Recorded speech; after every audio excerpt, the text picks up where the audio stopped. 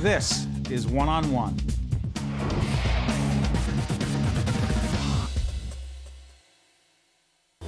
When you work as a fashion publicist, every day has to be a fashion moment. Especially when you work for one of the best fashion designers in the world. Donna Karan. I'm ready.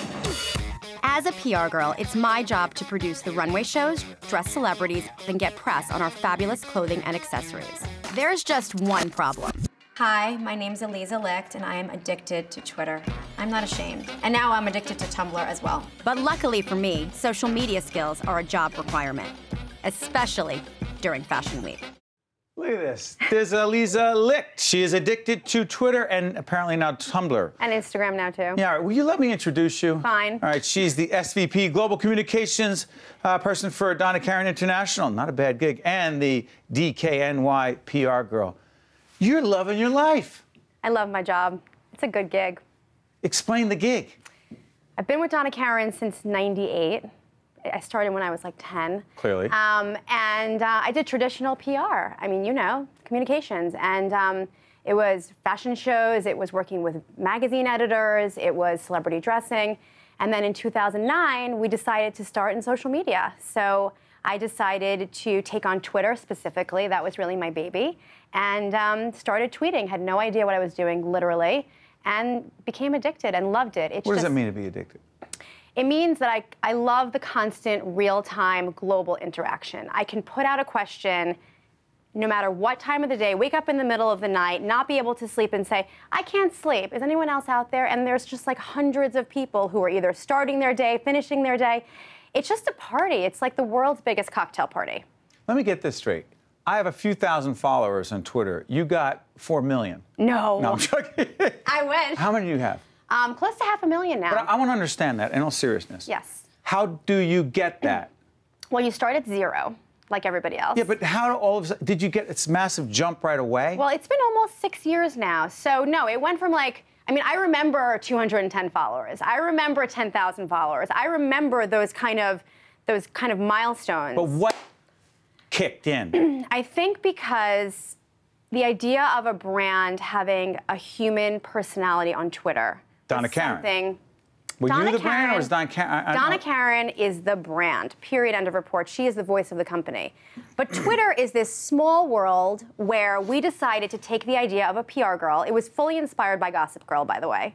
We decided to take this idea, yes. Love it. That's the sketch. And it was a fake character. It was supposed to be a sketch, just like that. But when I started to tweet, I didn't know that people were gonna like respond. I thought I was just pushing content out because I had never done it. So it is really the voice on Twitter. Anything DKNY PR Girl is pretty much a social media vehicle for us. It is certainly not the voice of the company. It is the voice on Twitter. But are you a character or are you? I was a character initially. It was fake. So we would say, okay, what does she do? She lives downtown. She does yoga. Right. She drinks green tea. I don't do those things. But when I started to really understand that people were going to respond, and on Saturday when I'm in the supermarket with my kids, Right.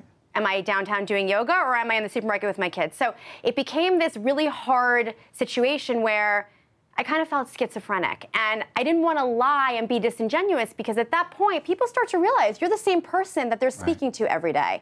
So I started to just tweet my life, not my kids and my husband, but my life. Professionally. Professional and outside the office.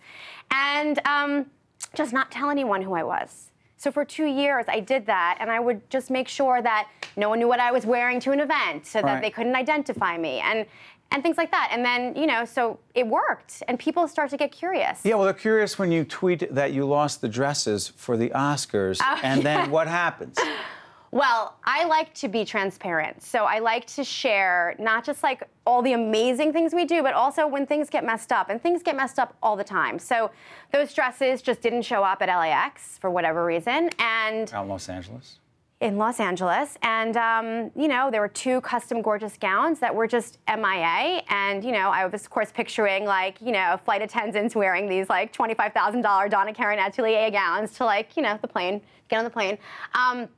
So I tweeted it because that was what was happening in my life at that moment. What was the reaction?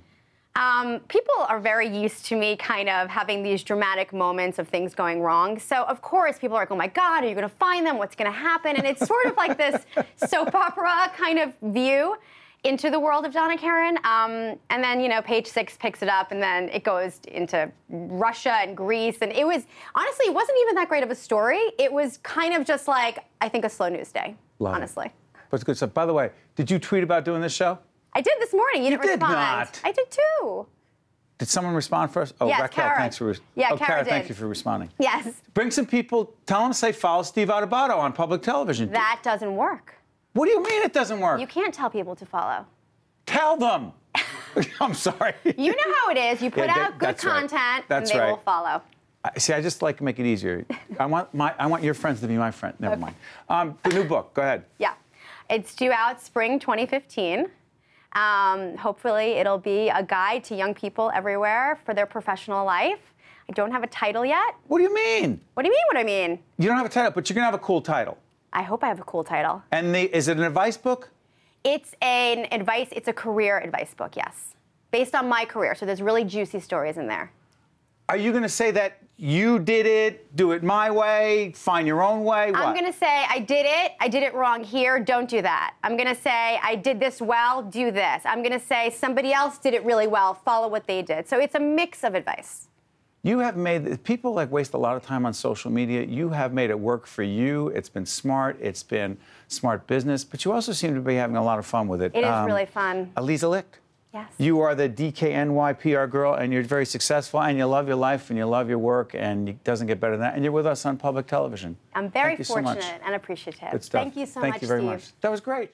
One-on-One with Steve Adubato has been a production of the Caucus Educational Corporation, celebrating 25 years of broadcast excellence in partnership with St. Joseph's Healthcare System. This special edition of One-on-One with Steve Adubato is brought to you from the Tisch WNET studios at Lincoln Center. Funding has been provided by Virtua, NJIT, New Jersey Natural Gas, Horizon Blue Cross Blue Shield of New Jersey, TD Bank, and by the New Jersey Education Association. Transportation provided by Airbrook Limousine, serving the metropolitan New York, New Jersey area.